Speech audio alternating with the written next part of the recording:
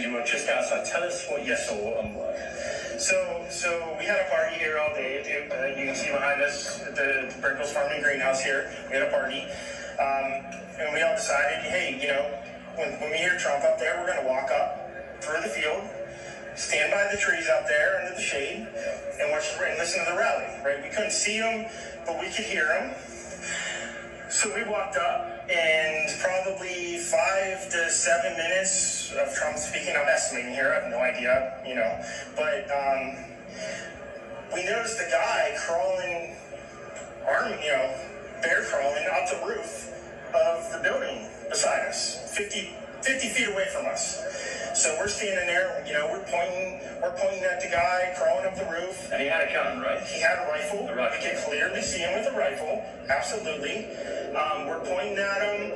The police are down there running around on the ground. We're like, hey man, there's a guy on the roof with a rifle. And the police were like, oh, what? Like they didn't know what was going on. We're like, hey, right here on the roof, we can see him from right here. We see him. He's crawling. And next thing you know, I'm thinking to myself, why is Trump still speaking? Why have they not pulled him off the stage? I'm standing there pointing at him for, 2 or 3 minutes. Secret Service is looking at us from the top of the barn. I'm pointing at that roof, just standing there like this.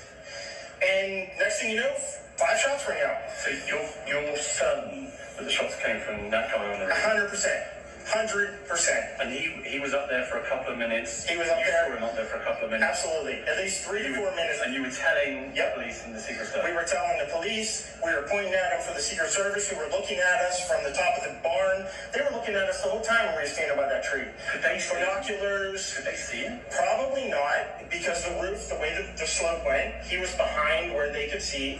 But why is there not Secret Service on all of these roofs here? This is not a big place. Did you see? For us to lower the temperature in our politics. And to remember, while we may disagree, we are not enemies. We're neighbors.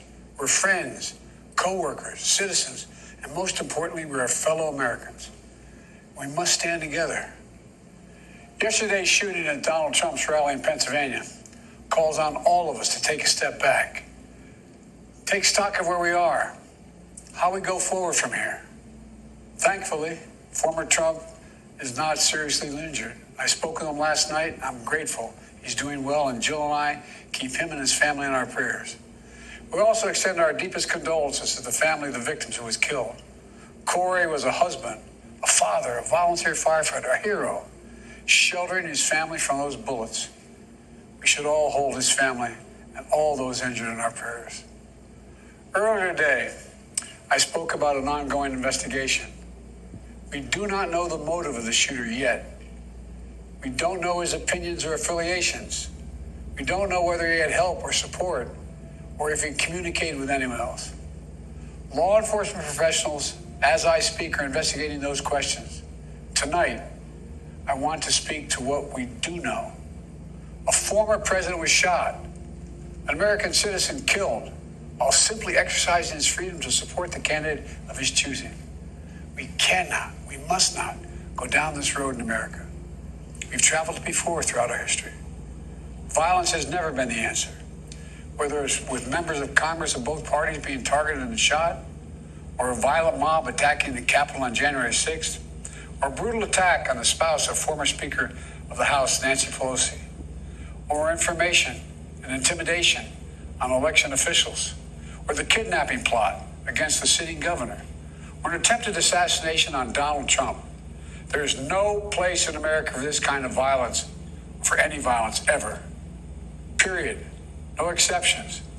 We can't allow this violence to be normalized. The political record in this country has gotten very heated. It's time to cool it down. We all have a responsibility to do that. Yes, we have deeply felt strong disagreements. The stakes in this election are enormously high. I've said it many times that the choice we make in this election is going to shape the future of America and the world for decades to come. I believe that with all my soul. I know that millions of my fellow Americans believe it as well. And some have a different view as to the direction our country should take. Disagreement is inevitable in American democracy. It's part of human nature. But Politics must never be a literal battlefield, and God forbid, a killing field. I believe politics ought to be an arena for peaceful debate, to pursue justice, to make decisions guided by the Declaration of Independence and our Constitution. We stand for an America, not of extremism and fury, but of decency and grace. All of us now face the time of testing as the election approaches. And the higher the stakes, the more fervent the passions become.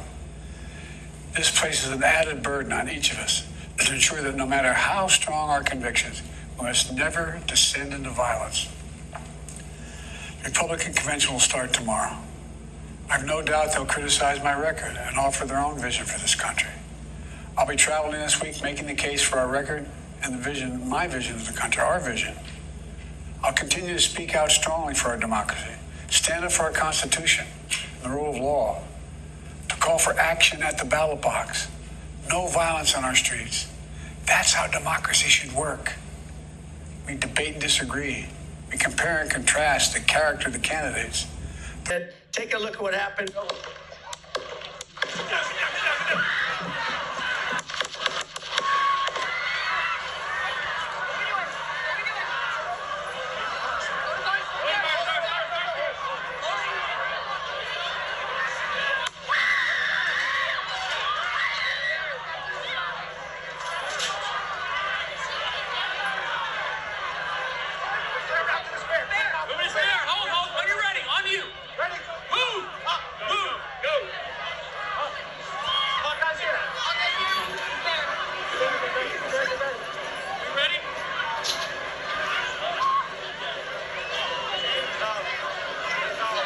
Okay, we are watching live at a rally in Butler, Pennsylvania, where former President Trump was speaking on the stage. There has been some kind of disturbance that clearly sets law enforcement and Secret Service into motion, immediately jumping around the former president in a protective mode. The crowd has been screaming. They are standing by. You can hear some voices there saying, "Are we ready to go? Are we ready to go?" We are looking at President Trump. This does not look good. I'm going to be honest with you, from what we can see right here, it looks like they are attempting to move him out, that he may have been injured. He is holding up his arm. He is pumping his fist, but clearly Secret Service wants to get him out of this situation. He is attempting to stand and walk on his own. He has got his hand pumping in the air. His fist is pumping in the air, but quickly they are removing him from the stage. This is happening very quickly. We are trying to ascertain what happened, but quickly we do know that immediately Secret Service was on him, jumping to protect him. Let's go to Alexis McAdams. She is there actually at the rally as President Trump is waving his fist, but looks injured and is being taken out of this rally. Alexis, what can you tell us from there on site? A nation in shock. The assassination attempt on Donald Trump. Former President Donald Trump was the target of an assassination attempt yesterday at a rally in Tulsa, Oklahoma. The event, intended as a display of his enduring political clout, transformed into chaos and terror. Eyewitnesses describe a lone gunman emerging from the crowd.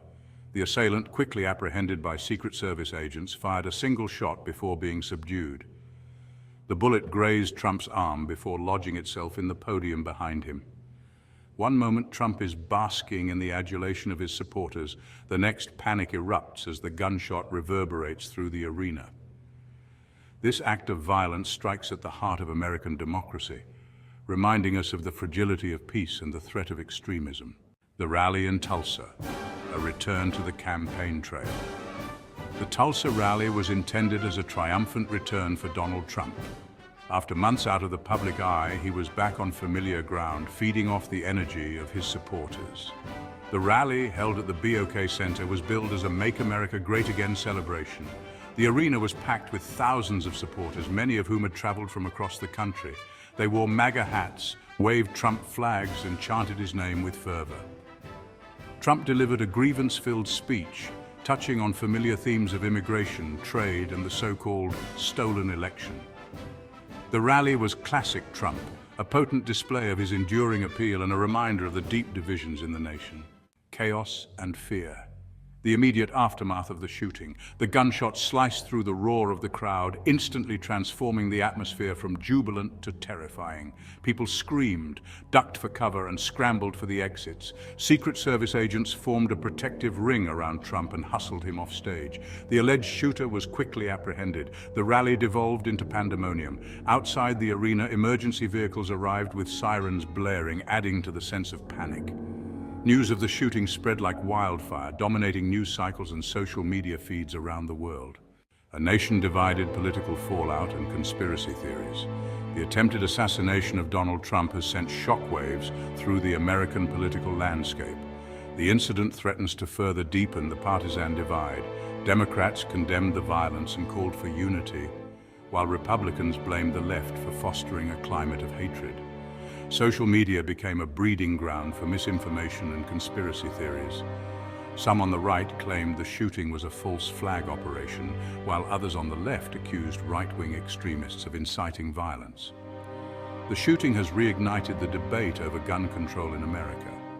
Gun control advocates call for stricter laws, while gun rights advocates focus on mental health and individual responsibility. The incident has exposed the raw nerves and deep divisions that continue to plague American society. Security concerns protecting public figures in a polarized society. The attempted assassination of Donald Trump has raised serious concerns about the safety of public figures. The Secret Service will undoubtedly be reviewing its security protocols in light of the Tulsa shooting. Questions are being asked about how the gunman was able to breach security. The incident highlights the challenges of providing adequate security in an open and democratic society. Enhanced security screenings, increased intelligence gathering, and a focus on identifying potential threats are necessary steps. Beyond security measures, there is a need for broader societal reflection on the toxic political climate. Hope for the future, preventing violence and promoting unity. The attempted assassination of Donald Trump is a stark reminder of the fragility of peace and the threat of violence. We must seize this moment to condemn violence in all its forms and create a more civil public discourse. Addressing the root causes of political violence requires a collective effort to promote critical thinking, media literacy, and intergroup dialogue. Strengthening gun safety laws, including universal background checks and red flag laws, is essential. While these measures alone will not prevent all acts of gun violence, they are common sense steps that can save lives. We must reject division and embrace empathy, understanding, and compassion. This is the challenge before us, and it is a challenge we must meet with courage, determination, and hope.